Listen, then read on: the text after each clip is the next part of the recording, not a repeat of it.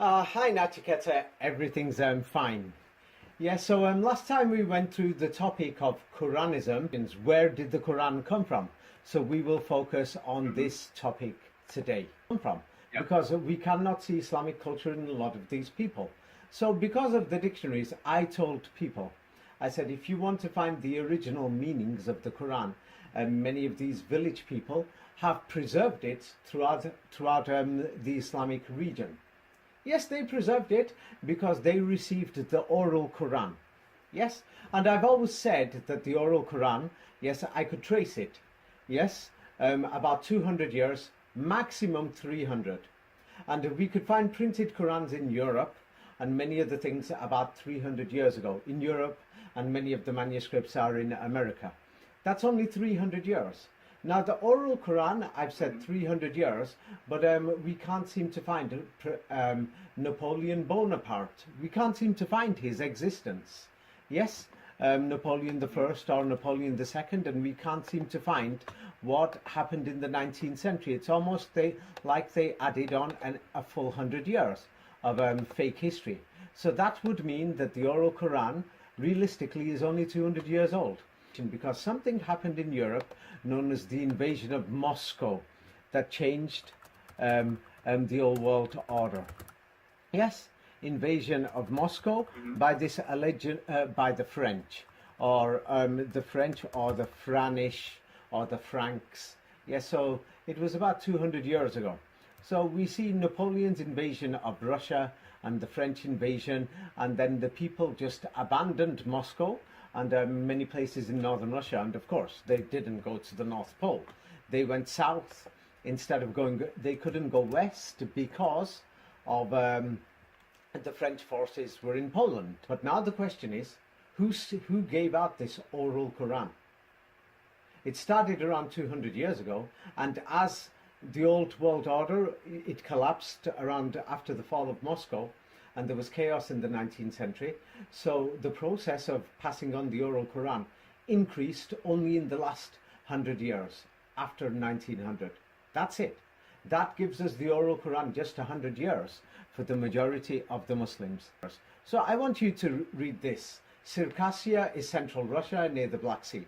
Um, Russians, the displaced people.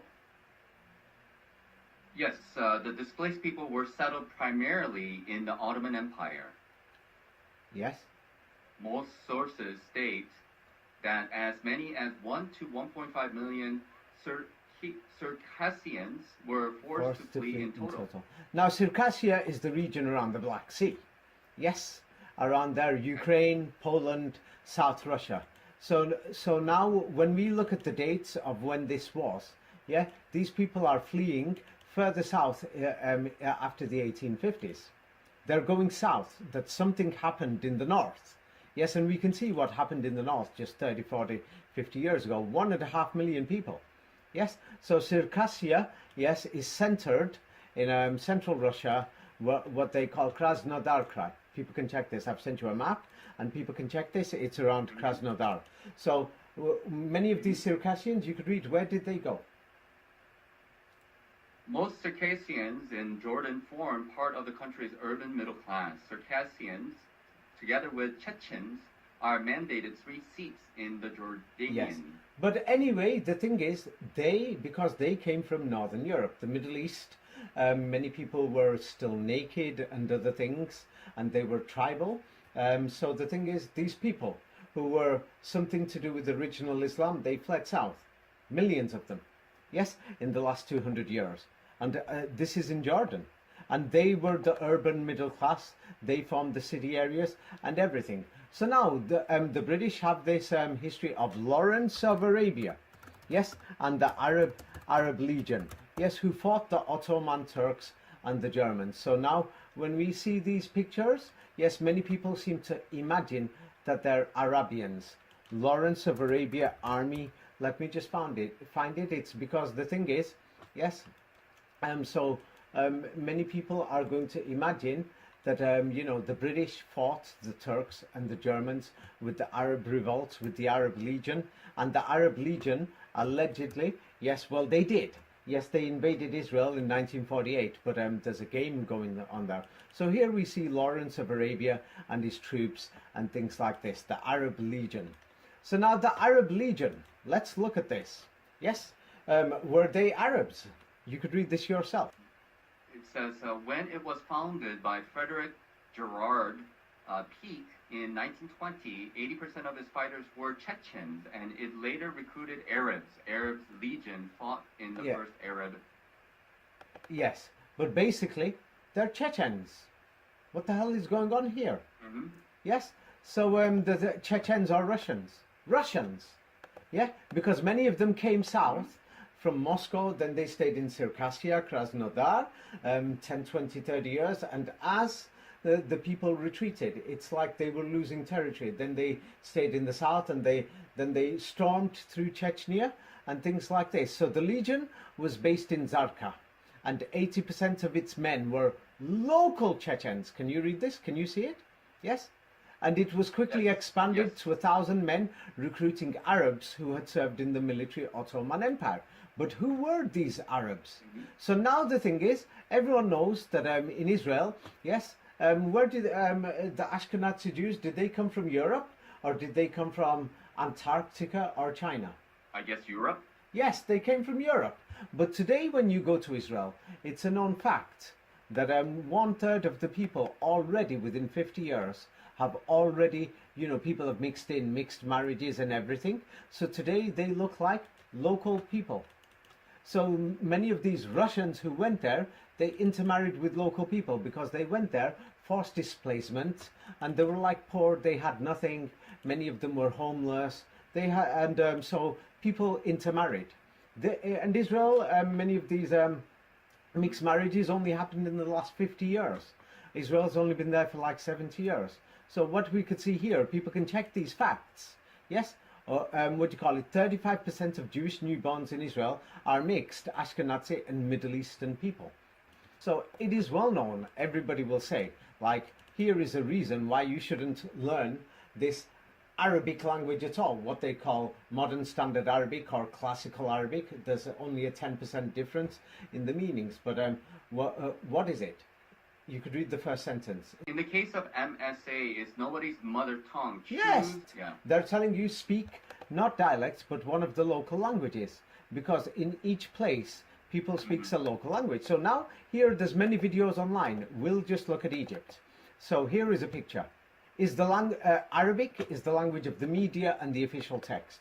It means that the official, what they're teaching you in school, they're teaching it in school because nobody speaks Arabic. So let's go through this. Yes, because people will say I'm making it up. Is it an easy or a hard language? So somebody is doing the survey there. Yes, so what do you call it? So now he goes out there, stops one of the local people on the streets, and what does this person say? He's speaking in Arabic. And what does he say to the camera crew? Yes, it says, I don't understand this language, guys. I'm sorry. What? He doesn't understand Arabic? It's because they don't speak Arabic. And he thinks, what the hell? He didn't even know what language it was. Yes? And then the man replies back, and then the interviewer, the cameraman, and says, could you speak the same thing in standard Arabic? And he can't. They can't speak Arabic. Yes. Yes? So the thing is, the word colloquial, this is what the translation says, it just means their local language. Egyptian, same like German or French, they speak their local language. And he says the people in Egypt, they learn their own language first, at home and everywhere. You learn your colloquial language. And then, so this Arabic, they learn it in school. Who opened the schools? Who gave them the dictionaries? Who gave them the dictionaries? Yes, so these Quranists have got to turn around and think, who gave these people the dictionaries? Who gave them the Quran? These people can't even speak Arabic. And what does he say? We use standard Arabic more in studies. They learn Arabic in school. That's it. It's like I learned French in school. Yes? And the thing is, they're going to call it natural because they've been brainwashed to believe that Arabic is their original language. But no, they speak Egyptian. And so in their daily language, here he says in this next picture, we speak more naturally our own language. Yes, so when you go to school and everything and to study, they force you to learn a language called Arabic. Yes, and he says, what does he say? In school, what do you have to do? You have to speak standard Arabic there. So that means they don't speak it even to this day. Yes, so they're asking people, they're stopping random people on the streets. Yes, asking, is standard Arabic easy, you think? They're asking this man. And what do you call it? Yes, so this man, he replies to the cameraman, and what does he say? No, nobody uses it. Nobody uses it. It's a foreign language. It's like we learn French in school in England. Nobody uses French here. Yes, so the thing is, there is an agenda in the Middle East to bring this Arabic language. There is an agenda of whoever sets up these countries that they put the Quran there. Where did this Quran come from? It's recent because the people don't speak it. So we will see, and we're going to go through who opened these Quran schools so that the people could memorize it. And I've told people, if you want to find the original meanings of the Quran, yes, it's very recent, so they opened these Quran schools or madrasas only in the last 200 years. Like the huge majority only in the last 100 years, not even 200 years. And they taught them the basic meanings of the words. It's not difficult. 60 words is half the Quran. 500 words is 85% of the Quran. So it was in simple language. So in these simple schools in the 1940s, 1950s, they learnt this Quran and memorized it. 1930s, 1920s, they were simple cowboy schools, you could call them. Yes, even in the 1940s and 50s. So it's not difficult. After came the Muslim history and hadith in the 1970s, 80s and 1990s, when the schools became more professional. You see, when the world became more modern. So that's why I said it. And then when they had the dictionaries, these people don't even know where this language came from. If you ask them, they don't know. They genuinely don't know. Yes? Do they look like they know this history or anything? No. Yeah, I don't think so. So now the Hijaz region, it's like here, or the entire Middle East. The Hijaz region goes from Petra down to Yemen, basically. That's where they say the Prophet Muhammad came from. There are many Quranists who said who came from Petra. Let's look at this region. The people are naked. We can't seem to find any schools or anything there realistically. Something is wrong. So let's see how long this Quran has been there. Where did the Quran come from? And who sponsored it? Who opened these schools? And who sent this Arabic language there? I mean, you can find hundreds of pictures online. People can look for it. Yes, they can find how these people look like. What do the people look like? Describe them again. Half naked. Yes. And then if we went to other places, yes, even in the 1960s, 1950s, we can see that many Moroccans are doing things that today in Orthodox Islam we won't see it. And Iraqis, that they've got tattoos and everything all over their body. But it's well known that nobody in the Middle East speaks Arabic.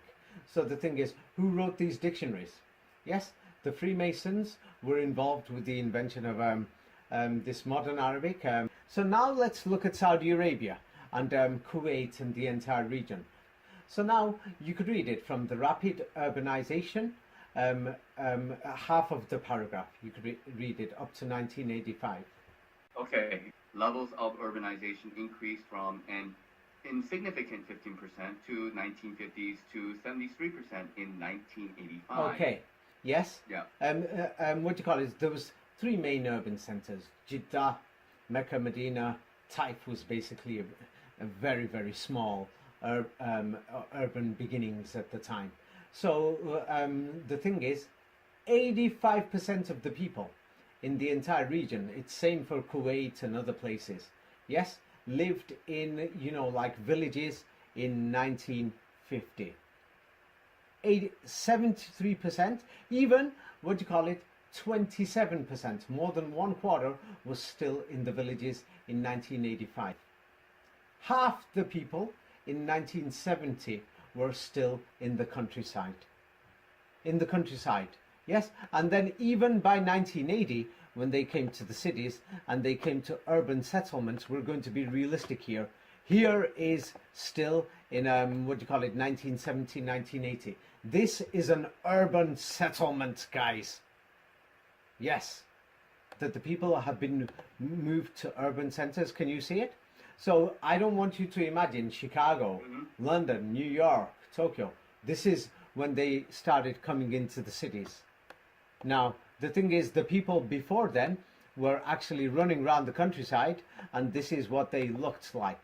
Yes, and they've interbred with many of the people who've left Russia and Eastern Europe.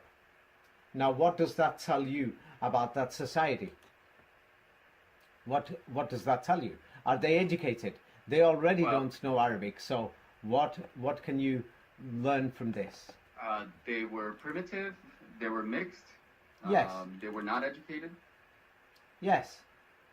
So we can see that there is something wrong with the entire history of the region, that we can't seem to find Arabic language there. They don't speak Arabic. There is something wrong. There is something totally wrong. Yes, but let's go a bit more back to Russia, Poland, Ukraine, Germany. So you could read this. Tatar mass migrations from the Russian Empire to the Ottoman Empire in the 19th century can shed some light on the process. Basically, the entire region changed because of these people coming from Eastern Europe. So how to describe the Ottoman Empire is Kuwait, Iraq, Syria, Palestine, Lebanon, Saudi Arabia, these regions. How will you describe the history of the Ottoman Empire from 1878 to 1939? The last century and a half of Ottoman history was marked by forced displacement into the empire on a huge scale. Between the Russian and Eastern Europeans, it goes on. So the entire history from basically the last quarter of that century and everything, they're just coming south into Turkey, into the Middle East. All these people are coming from Russia. They're coming, and the entire history, they basically changed the entire region. The entire region and everything, it must have had a huge impact. Like everybody is saying that the migration of Middle Eastern people coming to Europe in the last 30 years has had a huge impact. And so when we say Russia, Russia ruled Poland at the time. So when we say Russia, you could read this: mass influxes. The number of Polish immigrants within Ottoman borders tended to increase after Russia's invasion of Emirates, Poland in 1831, and 10,000 Polish from... Yes, that tells you about 1831 times 1840s. But we're seeing thousands of Polish people, yes, just running south. Why were they going to Turkey, Iraq, crossing the Ottoman ruled Egypt, and these are the places until the British invasion in the 1870s, 1880s. So all these people went there. They're white people, and they interbred. Yeah, you could find this history. It's all over. It's history. It's there. So it's like history in the last 200 years. It's difficult to hide it. So here, there is more. You could read this. The employment of Polish refugees during the masses of migrants, including refugees coming from Poland, converted and settled in the Ottoman Empire, again led to an increase of the density of... Yeah, basically. But basically what we can see is Eastern Europe, Northern Europe, Germans, Poles, Ukrainians, and they're telling us they converted to Islam. Now these Polish people, when they went to America, and these Ukrainians and Russians and Circassians, we can't seem to find the oral Quran with them. And they're Americans today. They went to America. Now these people went there in the Ottoman Empire, you know, they're going to Iraq, Saudi Arabia, they're going south, and they're intermarrying. That's how they got darker. Something was going on after the, yes, Napoleon's invasion into Moscow. So now let's see, this is shocking, that when you go to Kazakhstan, Uzbekistan, Kyrgyzstan, Pakistan, Afghanistan, there's the whiter races. Yes, so when we're seeing Central Asia, like we're talking Afghanistan, northern Pakistan, Kashmir, and all these things, you could read this yourself. Okay, so the mass emigration of Ukrainians began in the last quarter of the 19th century. Inhabitants of Russian rural territories migrated east, mainly to Central Asia. What? You can check this history, that you will see all these wider skinned people, all these wider tribes in the Pamir region in Tajikistan, that nobody can explain where they came from. They interbred with the locals. Nobody can explain why some of these people are called Partans or Pathans. Yes, where they came from, and they're saying they're Pashtuns or Pathans, and Prussia, Prussia, Persians, and they brought the Farsi language with them. They came from Eastern Europe, Eastern Germany, and many other places in Northern Europe. Something happened. Is it becoming a bit clear to you? Now the thing is, I've gone through this before, that there's many manuscripts of the Quran throughout Europe and throughout America. But now many of the local people that we can see, yes, are naked. Yes, so now all these people are coming from Europe. Yes, why did they choose this destination?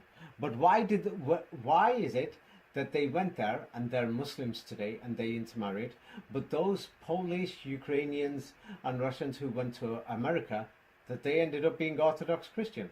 Why can't we find the Quran over there? If the Quran was global, we can't find it 100 years ago in Argentina, in Chile, in Brazil, in Mexico, in Peru, in many other places. So this means the Quran must have spread recently within that region within the Middle East, along the routes where the British and the French went, and the East India Company and the East India Dutch Company, and along those routes. We're going to investigate these things right now. We are going to start, and then we're going to have a look. Are you ready for this? For the biggest shock? Well, yeah. Yes. I have to be. Yes, be ready. it's one of the biggest shocks. So now for the entire region, what they call this Middle East, you could start with the third line, the sentence on the third line. Still another. Still another? Yes. Yeah? Okay. Still another circular problem, especially salient in Mecca, was the diversity in languages spoken at home. Many families viewed Arabic itself as a foreign language, perhaps for all these reasons. In 1930 to 1931, the curriculum was modified so that very young students would no longer be required to study drawing, geography, and history. Instead, they were to concentrate on religion, Arabic language, and to a much lesser extent, arithmetic. So you basically got Yes. the message. What do you call it? Okay. People couldn't speak Arabic. You've got people from many different backgrounds. You see? Yes? Mhm. And they had diversity of languages. And at that time, in 1930, only 6 or 7% lived in the city. Yes? Or 10%. 90% was naked running around. They couldn't speak Arabic, they didn't know the Quran, didn't know anything. So even in Mecca had about 40,000 people. And these people can't speak Arabic. And many of these people came from many different places. You know, Northern Europe, they interbred, India and other places, but they can't speak Arabic. And they taught them the basic Arabic language, the 60 words in the Quran, for half the Quran, the basic meanings, and the other 500 words. Yes, so what they were basically doing, yes, basically teaching them the Quran and the meanings of the Quran. This is why I told people, go to the mosque, look for these original meanings. These people had no dictionaries. This is what they were doing in madrasas. They called these schools madrasas throughout the entire Islamic world. This is only 1930. Only 1930. We can see the majority of Saudi Arabia, we can't even seem to find the Quran there. We can't seem to find it. They don't even know Arabic. It's a foreign language to them. Where they brought teachers from India and from Egypt, because nobody could speak Arabic. And they brought them from madrasas that were run by the British. People can check all these things, that they taught these people how to memorize the Quran. Now, you could start reading number 47. So now this is in the 1930s, in the same page where it says subsequent changes. Subsequent changes to the curriculum retain the primacy of religion and Arabic language. The nature of this compromise was seen in the early 1930s in Medina, where young schoolboys studied the Quran and Sharia. English language lessons were reserved for older students in the higher grades. School teachers hired in 1941 to work in Adha were expected to teach Quran, basics of Islam, arithmetic, and calligraphy. While this division of curricular subjects was acceptable to the ulama, they may be presumed to have been unhappy with the imported textbooks from Egypt used in the Hijaz that said the earth was round. Okay, now this is what they're going to tell you, but if you go and speak to the old people, you're going to find more of the history, because they want you to think the Quran has been there for centuries. It hasn't. We see naked people running around. Of course, many Europeans just called them barbarians. They were dirty, they didn't wash or anything, so they said, to pray you have to learn to wash. They taught them this Quran Sunnah, yes, and they taught them the meanings, which was the oral Quran. They didn't have no papers or anything. The people were naked, and this is in the 1930s and 40s. When they say they're teaching them religion, they were teaching them just the Quran, how to pray, the 5 daily prayers. And the thing is, just for the top rich 100 families, you know, like the people who were ruling, those people went to learn English and things like that. So then they imported a few textbooks of the Quran. We're talking about the Quran, basically, printed Qurans. The British took the printing machine to Cairo. The British provided the paper. The Egyptians had nothing. Egypt was a British colony. They were raping people. And the British put their people in a place called Al-Azhar, where they were training people to learn the Quran. So now we are going to go through Al-Azhar. We're going to go through this. So now let's go through this so-called Saudi Arabia education and the schools. Because, yeah, many people who don't know anything, they're just going to imagine anything. But now let's go into the details of what education there was in the 1930s in Saudi Arabia. It's a similar story in Kuwait, in Bahrain, in Oman, in Yemen. Yes, people can check it in Palestine and in Syria and in Iraq. You can check it from the 1870s, 1880s. So now let's see Saudi Arabia. So they're bringing these printed Qurans and a few basic books from Egypt that are being printed by the British in their printing machines, and the British are ruling in Egypt. And the Ottoman Empire collapsed in 1924. So let's see what there was in Saudi Arabia. You could start from the second line. In Saudi Arabia in 1926. Yes, in Saudi Arabia in 1926, there were only 10 madrasas plus 4 private schools with about 700 students. In 1930, the director of the Ibtidaiya primary madrasa in Medina reported to the director of education in Mecca that there were only 9 kutabs in all of Medina, 3 government and 6 private ones. The 3 government kutabs were inside the Prophet's mosque, and 2 of the private ones were near the Prophet's mosque. In all 9 kutabs, there were a total of 389 students, with 225 students in the government kutabs. By 1937 to 38, there were still only 9 kutabs in Medina, but their enrollment had increased modestly to 434 students. Graduates of the kutabs who continued their education after graduation either studies in a madrasa or with a cleric in the Prophet's mosque. As of 1936, the number of schools had grown. There were in the entire kingdom 26 state schools plus 1 new school that opened in Mecca that year, and 22 non-government schools. The largest enrollment among all these 49 schools was the Al-Faha non-government school in Mecca with about 800 students. All the madrasas and other government schools together enrolled around 4,300 students in 1936. Okay, so now we are talking about the entire Hijaz, Saudi Arabia. In 1926, there's only 700 kids. And they're only learning the Quran memorization. They're not learning anything else. In the whole country. What the hell's going on here? That's it. So now in Medina, in the city of Medina, where they're saying, what do you call it, the city of the Prophet, there's only 389 students. That's it, 389 kids who are memorizing the Quran. Who started this system? Who were running these schools? Let's go through it. So in Medina, even by, let's say, 1938 to 40, there's only 434 kids. That's it. Nobody else knew the Quran. By 1945, yes, the students were just basically still studying religious topics. They could read this. Basically, how to wash your head, hands, and your feet.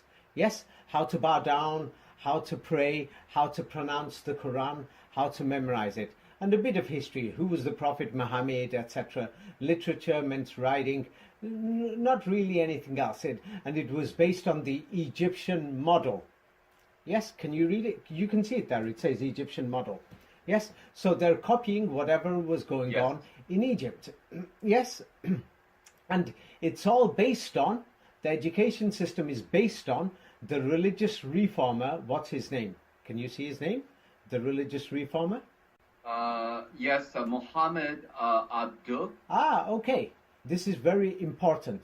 So they're just teaching, then the schools are getting a bit bigger, but we're just talking about, 700 kids. But they've added on a bit of lies saying, hey, we're teaching them World War One history or something. It's just like a few people sat there on the floor and saying, hey, kid, what do you call it? There was a war. We defeated the Turks and the Germans, blah, blah, blah, etc. And so it's like trying to whatever. So they're saying, what do you call it? Wahhabi theology. There was no Wahhabi or anything. There was nothing. You can't find Abdul Wahhab. You can't even find Islam there. Yes? So let's go through and see who set up these schools in Mecca and Medina. Yes? And it's not difficult to find it. We're talking 1940s here and 1930s. Yes? So when we check these schools, yes, at that time, the ships that were coming to Aden and to Jeddah were controlled by the British and the French and the Dutch, or the Europeans, basically. What do you call it? I'll read this very fast. Sufi leader who taught Malay Muslims in his own Meccan home. Yes, not in a mosque, using Malay, not Arabic, as the language of instruction. So we've got Malaysian teachers here, for example, in one of these so-called schools. Yes, the Sumatran Alim Muhsin founded Darul Ulum Al-Dinya in 1935 with about 130 students. Though this number increased in the next 2 years. The school depended on who was paying for it, gifts and support from what is today Indonesia and Malaysia. So every year money is coming by ship, yes, by Dutch ships and British ships coming from Malaysia. Who is sending these things? Yes, and then the decline started happening. As the oil was being found, and they were training students from all over Southeast Asia to basically teach how to pray, etc., basic Quranic law, but starting in 1938. Many of these people who did their basic, learned the Quran, memorized it, they're coming from all over Southeast Asia into Mecca. So then somebody was paying for this, sending them to Al-Azhar in Cairo, which was run by the British. So in Medina, you could read you could read this. Yes, in Medina, non-Arabs established private schools to teach the memorization of the Quran, reading and writing, and introductory fields of knowledge. In 1922, under the Hashemite regime, Ahmed al-Fadabadi founded the Dar al-Ulum al-Sharia Madrasa in Medina with financial support from donations given by pilgrims from India and other countries. It continued to operate in the Saudi period of rule under the direction of his brother and educated young men who built important careers like the famous local historian, editor, and publisher Abd al-Qudus al-Ansari from 1926 to 1931. The Madrasa al-Nizamiya with the Indian Alim Abd al-Baqi Faranji Mahal as director and supported by the Sultan of Hyderabad in India, employed Hanafi ulama. Okay, now so you're basically beginning to see. So they're telling us we've got schools in Medina. they're founded by Indians.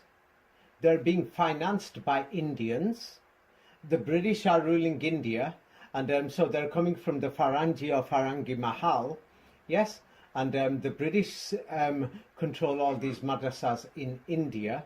The British are sending their people, agents, saying, go over there, that's the school, go and give him this cash in gold coins, yes, to continue these schools to memorize this book called the Quran. Now, the British were sending by ship people to Kuwait, to Palestine, and the British ruled Egypt. Can you see what's going on here? Yes, these people, what do you call it, have got Arabic names, but they're Indians. Ahmad al-Faidabadi and things like this. So, so the thing is, don't you find this very suspicious? Yes. They're teaching them Yes, very to suspicious memorize the Quran. Why couldn't these what do you call it? Yes, Arabs open up schools themselves. Why didn't they know the Quran? Why did people from British India have to come from the Ferengi Mahal and from the Madrasa al-Nizamiya? Yes? And who is this Madrasa al-Nizamiya and Ferengi Mahal? People can go and check it. Yes? The Ferengi Mahal was a place where the Europeans opened up. Yes? And where Gandhi stayed for 6 months or more. Yes, and he was supposed to be a Hindu. And we can't find Gandhi's history. He was missing from India for 21 years and mysteriously came as the hero from South Africa. And they've given him a bogus history. I'm being serious to you. You can check this. Mm-hmm. What was Gandhi doing? Yes. The so-called Hindu nationalist. Yes? And he was staying in the Ferengi Mahal, the so-called place of Muslim places where they've got hundreds or thousands of pages of Islamic so-called manuscripts. Yes? So they're training, and then Yes. they're sending students, the ones that they've chosen. Half these students, are from poor families. They just sent them. Kids, 5-year-olds, 6-year-olds. They're sending them from Southeast Asia. Yes, India, Pakistan, Bangladesh. Memorize the Quran, memorize it in the 1930s. But also they already had schools in the Indian subcontinent. People can check every single one of these schools themselves. This is only in the 1930s and 40s. Many of these old people, yes, are probably still alive. Yes, 30s, 40s and 50s. So why did they not have Arab teachers themselves or local people? What was wrong? Why didn't they know this Quran? Why did it take, yes, people from India to come and teach them the Quran? And for further study to learn Hadith and everything, why did they have to go to Egypt for further study? So, okay, so another school is set up, Madrasa al-Nizamiya, with the help of that Indian Alim Abdal Baki Farangi Mahal as the director, and he's supported by the Sultan of Hyderabad. Yes, the Sultan of Hyderabad was a principality in India, and all these principalities worked together with the British. Yes, so they called them the Hanafi Ulema. So soon you could trace the origin of this Hanafi school. Yes, but after 1931, the madrasa was required to use Wahhabi instructors. Yes, so the thing is, now many of these Arabs who went to the schools in the 1920s, yes, they could become teachers themselves.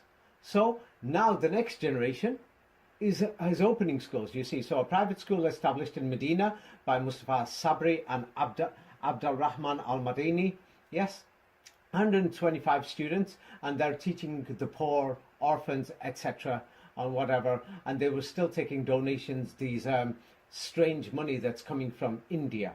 So you can see what's going on here. And then the most influential private school in Medina was Dar al-Hadith, whose library was mysteriously founded in 1931.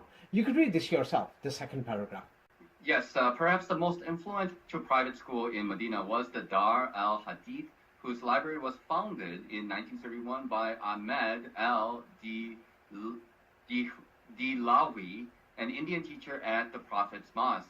A branch of the Dar al-Hadith was established in Mecca in 1932. The madrasa in Medina was founded in 1944. Both the library and the madrasa had extensive links to pro-Wahhabi ulama from West Africa, India, and Egypt. While some secular subjects were taught, the chief goal of the institution was to train Wahhabi ulama. Okay, stop. So now I'm going to describe to you the reality of history. We've got a very large community of Indians. They've come to the Middle East and they're going round everywhere. Yes, and they've come from British schools, what they call madrasa in India. The British are shipping them over, and many of them came from poor families who were children maybe, and they're claiming they're orphans. They probably kidnapped them from the villages, and in India they trained them who memorized the Quran. So these people, so by the 1930s, they started this. The first school opened in the 1880s, which was Saulatia Madrasa. That was opened by an Indian as well in Mecca. That was the first one. They call it the Oxford. People can go and check the origins of Saulatia Madrasa in Mecca. It only had like a few hundred students in the first 20, 30 years. Even the first king of Mecca, of the Hijaz, Sharif Hussein, he went to this school, and the others, and the elite. So the thing is, what do you call it, Dar al-Hadith. This is when Hadith started to come. It was the beginning. And the library was founded. These books came from India. And the British sent them by their ships. You see? And so they had links. So this is where Wahhabism started, from these so-called books and these Hadith books from India, by Indians. Yes? So a lot of the ancestry in Saudi Arabia is from India. That's why when Saudi Arabia, in India and Pakistan, today it's Western India and Pakistan. That's why Saudi Arabia funds these madrasas, because they're funding their grandfathers and their cousins in Pakistan and India. Do you see why they're doing it? Many people think that they're funding to spread Wahhabism. No, it's their granddad and their daddy who's saying, hey, you are our children, send us money. So now, the first madrasa, Saulatia, we spoke about this. I think we spoke about this last time, but no, we didn't. So here you could read it starting from 1885 in the first paragraph. In 1875, AH 1292, the construction of the school building was completed, and the school was now fittingly named after the Indian lady, the Saulatiyaha school. In the same year, the Kutab moved. Yes, into okay, the that's buildings. enough. But basically, yes, they okay. call it the Saulatia school, and they're giving you a bogus history that it's named after an Indian lady, Saulatia. But anybody who knows a bit of Islam will know that Salat and all this basically means prayer. It's the prayer school. This was the first school, so that you can memorize the Quran. So this is in Mecca, basically the first one. And it's opened by Indians. Yes? And then the next paragraph, it basically shows that the British wrote about it, and they're saying it's a school that's full of Indians, supported by funds received from India. Yeah, read the next paragraph. Okay. In 1885, the acting British consul at Jeddah makes the following observation about the school. A school endowed by Indians and supported by funds received from India, which is under the direct and management of an able. Yeah, and basically you've got the yes. message. So all these Indians have come, they're living there. Yes, there was a large Indian community. When we say India, I mean like India and Pakistan, because the British were ruling. So the thing is, how did they get there? By British ships. Yes, in 1885. Who funded this? The British. And so they're going to give you some strange history saying Saulatia, it was some woman, but you could see it's named after the word Salat or Salat. Yes, and so the thing is, what do you call it? They funded it all for the Quran memorization. This is like the beginning that we could find. So when we go through this school, by 1912, this first school, Quran memorization, what you will see, you could read the second paragraph. It tells you there's 518 students in the school in 1912, yes, and 1913. Yes, because they had to report to India, because they're getting cash from there, yes, to India, and the British, yes, who controlled the Indian section, are sending the cash. Where are the students from? Hijazis, 186, Indians, 108, Indonesians, 156, Bukharis, 23, Afghans, 18, Iraqis, 6, Iranians, 6, Yemenis, 8, and Hadramis, 7. Yeah, Hadramis is the Hadramaut region. But basically, yes, so these people are memorizing the Quran. Indonesians, there's so many of them because Indonesia basically means Indonesia, Malaysia, Brunei, Thailand, Vietnam, Philippines, that entire region. And the thing is, the Dutch East India Company, because they're linked together, they sent these people by ship and they took them back so that they could spread Islam. That anybody who sees Indonesia and checks the history, they will find Islam only spread in the 20th century in Indonesia. Now, Bukharis basically means Uzbekistan, Kyrgyzstan, Kazakhstan, Turkmenistan, and all that. And we can see that many Eastern Europeans, so many people from Eastern Europe went there, they intermarried with the locals. They could see, yes, what they're doing is what they were doing. The school made its chief objective to impart a thorough knowledge of reading and writing whilst paying special attention to the Quran and its correct pronunciation and calligraphy, writing and spelling. That's what they were doing, and pronunciation and memorization. That's basically what they were doing. The hadith came later. That means that the hadith must have been invented later. It's a long story, I'll have to go through it another time. That hadith, a lot of it was still being written in the 1970s, 80s, 1990s. In 1857, the British seized control of all the madrasas, basically. Yes, the British closed the madrasas in India, whatever the original madrasas were. We can't seem to find this oral Quran before then. So they closed the original ones down and they seized them, and then these madrasas reopened up. Something was going on that people can check what was going on. The British took over these madrasas in 1857. So after they took over them, let's see what happened. Yes, Indian scholars who came, yes, the British brought them by the British ships, and all these things, many of them settled throughout the entire region. But anyway, so these Indians were spreading the Quran memorization, teaching this so-called history. Yes, from books that the British were printing in India. The British were controlling these. And with these so-called merchants that the British financed, the British sent the pilgrims. The British sent these people who memorized the Quran. Yes, so what they did was they were enforcing this Islamic system, to pray, to wash your head, hands and your feet, everything, and they sent the Quran with them to memorize it throughout the entire region, Cairo, Istanbul, Central Asia, and they set up this entire system. Yes, and you can find this, how the Indians mobilized with, corrupt Ottoman officials, and the thing is, this modern version of Islam spread, but we can't even seem to find the Quran either before then. They were telling people to memorize this Quran. They were teaching them how to pronounce this Quran. Yes, they were doing it throughout all the British East India trading ships and the Dutch East India Company trading ships in the entire region. Now, what does that tell you? Before then, we can find people naked. That's one. We can't seem to find the Quran or any Arab language or anything there before. Even today, in the entire region, the people don't speak Arabic. They learn it in school. That's another. Then another thing, we can see that people from Eastern Europe migrated down to the south, into Turkey and the entire Middle East. Now, those same people went to America, but they don't have the Quran, do they?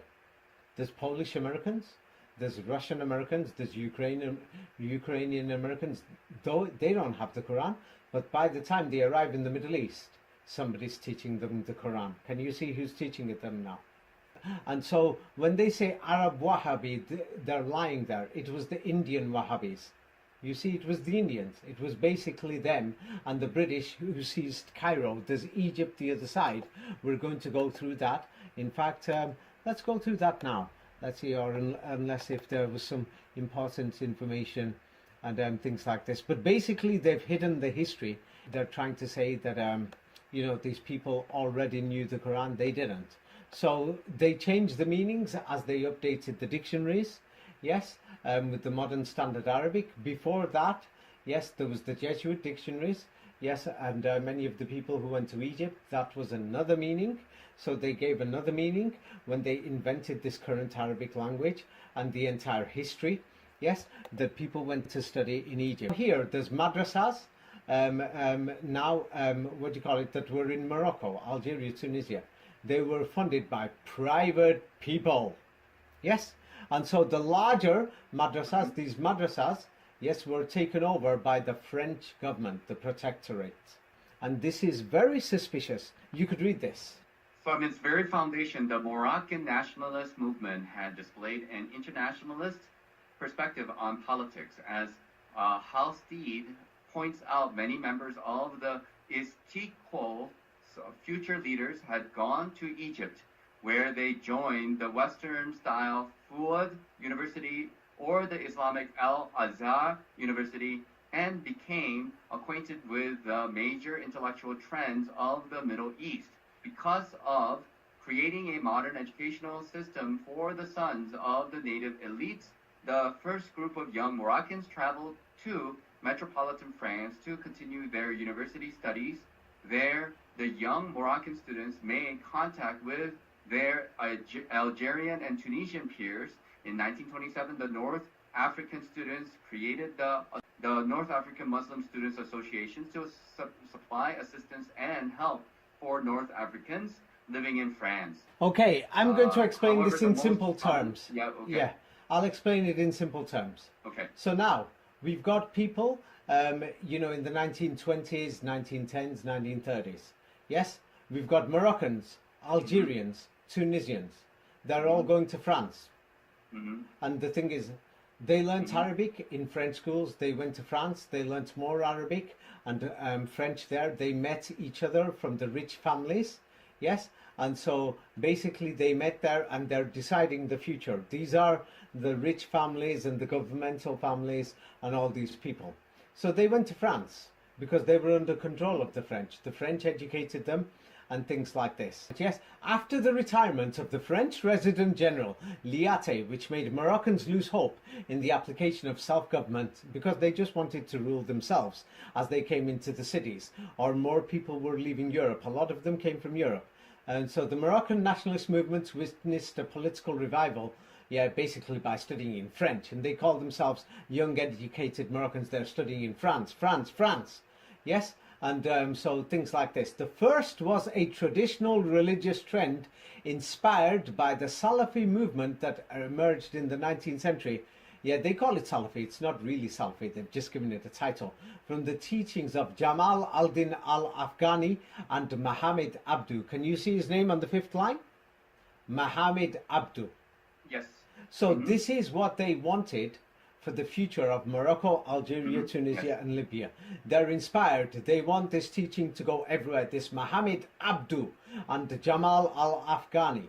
The followers of the religious movement who followed this Mohammed Abdu wanted to develop a modernized system of Islamic law and revitalizing the Arabic language. They said nobody can speak Arabic, and they said, oh, people spoke it 1,000 years ago. Whatever. Yes? So they're saying we want people to learn the Arabic language now because nobody can speak it in Morocco, Algeria, and Tunisia. So now, Mohammed Abdu, yes, he was in Egypt. So that means we're going to have to go to Egypt. And they're sending them to Egypt for further education. These Indians are sending people to Egypt. Why were they sending them to Egypt? And they're all educated by the French. You see, educated in France. So now the thing is, we've got these Indian teachers. We can't find the history before then. They're going to say the Quran was already there. But we can't find the Quran before there. Yes? And what do you call it? The madrasas and the mosques, you could read this. After 1857, mysteriously, these Indians have turned up in Iraq, in Syria, in Palestine, in Turkey, in the Ottoman Empire, and they're teaching people to memorize the Quran. In Saudi Arabia, in Kuwait, Dubai, Oman, Yemen, there are hundreds of Indians. They're teaching the people this Quran. So, and they've come after 1857. What happened in 1857 in India? You could read it. Yes, it was after this, following the 1857 War of Independence, that madrasas in Delhi and its major mosques were seized by the British. What? Seized by who? The Chinese? British. British? You're telling me that mysteriously now the British have got hold of all these madrasas and with all the other principalities and everything. They're taking control slowly, year after year. They're taking over and everything. The British are controlling these people, and they're training in the next generation, the year after and the year after, and all these things. And all these students in the next 100 years who are learning this Quran in these madrasas, and they mysteriously turn up in Saudi Arabia.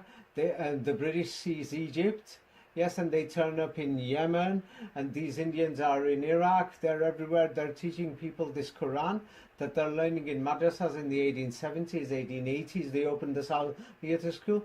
Of course, now the Quranists are going to be saying, you're inventing all these things. So the Nizami curriculum and everything, they can check it out from Ferengi Mahal and all these things. The British seized these places. The British took over all these places.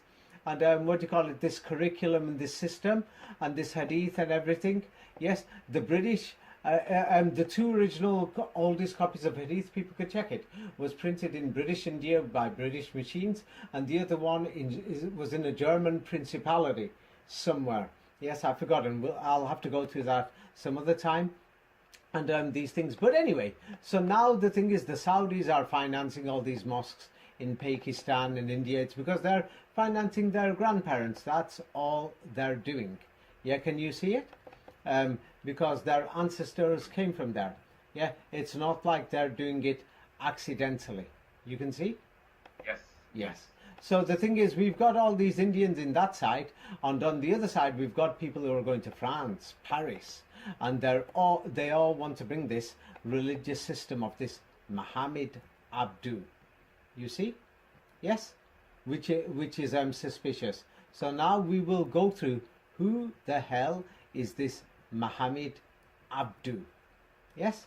Because people will say, oh no, the Quran was already here and all these things. But so let's find who this Muhammad Abdu is. And Egypt. Why are they going to Egypt? Yes, for further education. Yes, anybody who's rich or something.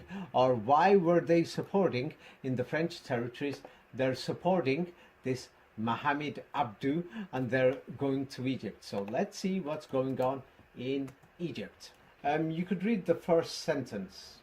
After the British invaded Egypt in 1882, they put their own people in power.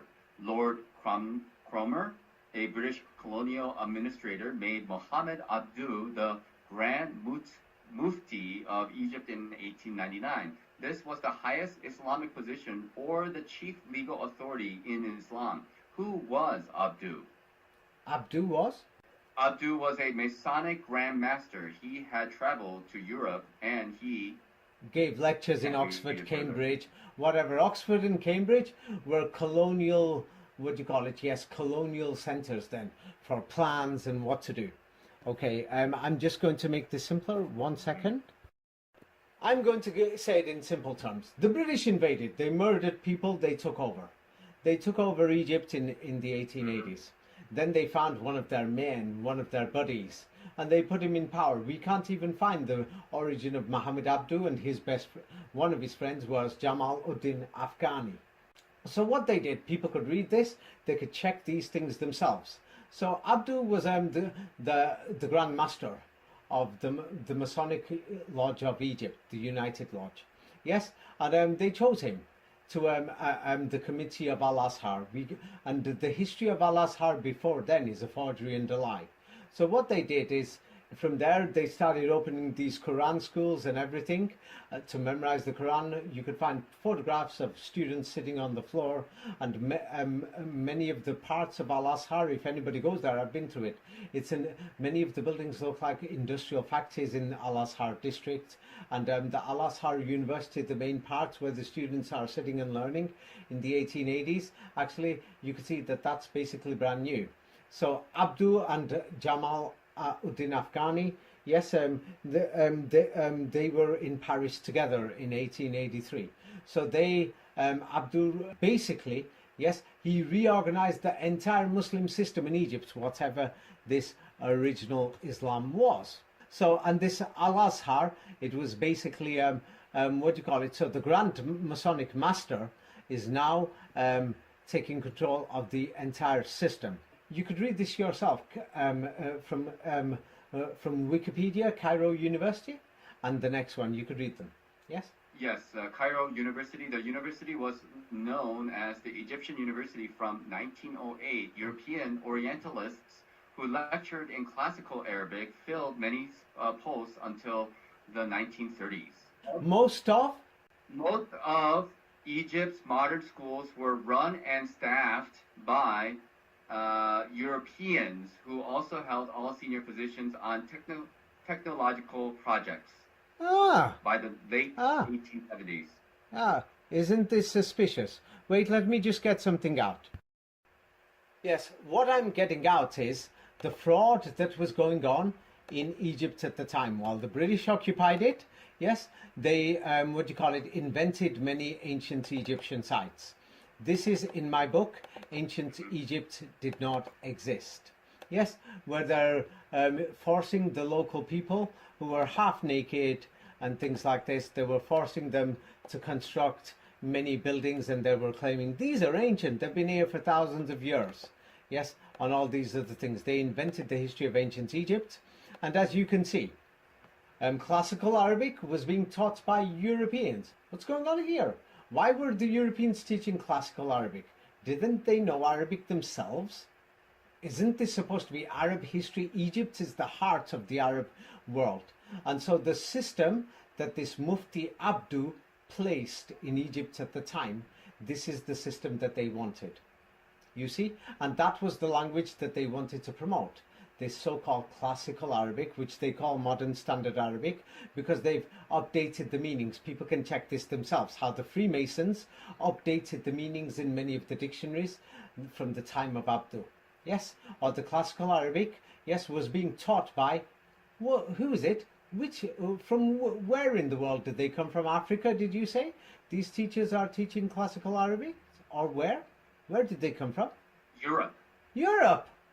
Yes, because the local people didn't know it themselves. So the British invaded, and they put many more hadith books there also, and it took time over the years. More and more people taught it. The British were controlling the entire education system there. They were funding it.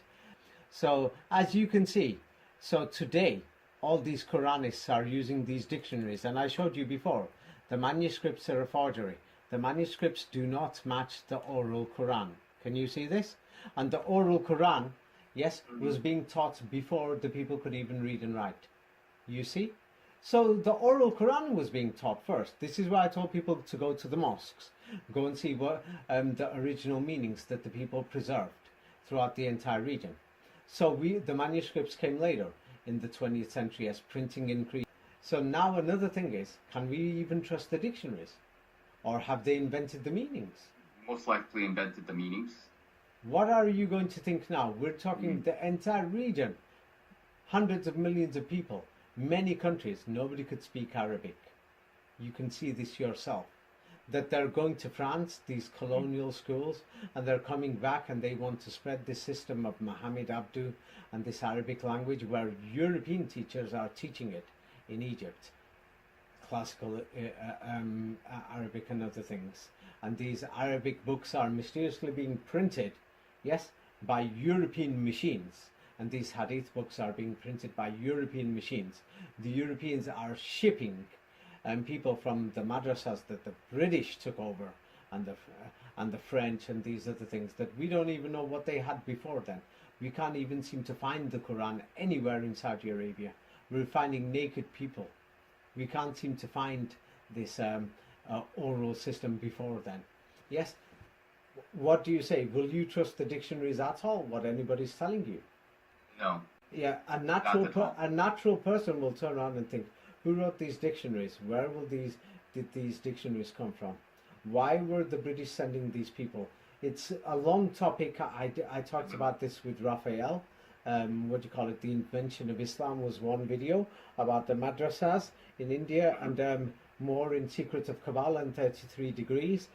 And even if somebody wants to say it didn't come from the colonialists, can you find the Quran in the entire Middle East before the Indians brought it after 1857? No. Can't seem to find it. I can't find it. That even in the and then when we go further west, Morocco, Algeria, and Tunisia, that the people will tell you many of their families don't know the Quran, and many of their grandparents that they only just learnt it. That they will tell you. That's why I told people, go to the mosques.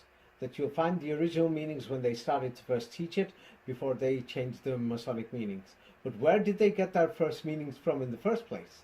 That we can see that many of these books are actually in Europe, these so-called Arabic history books, that they're in Europe and in America.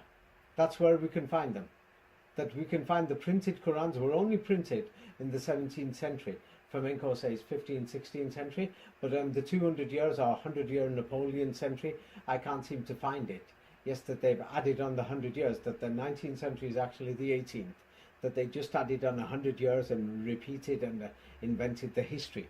Yes, but so after the colonials took over and these people went to study in England and France, yes, same like Muhammad Abdu went to France and Afghani went to France, and then Abdu was giving lectures in Oxford or whatever. Oxford wasn't a university then.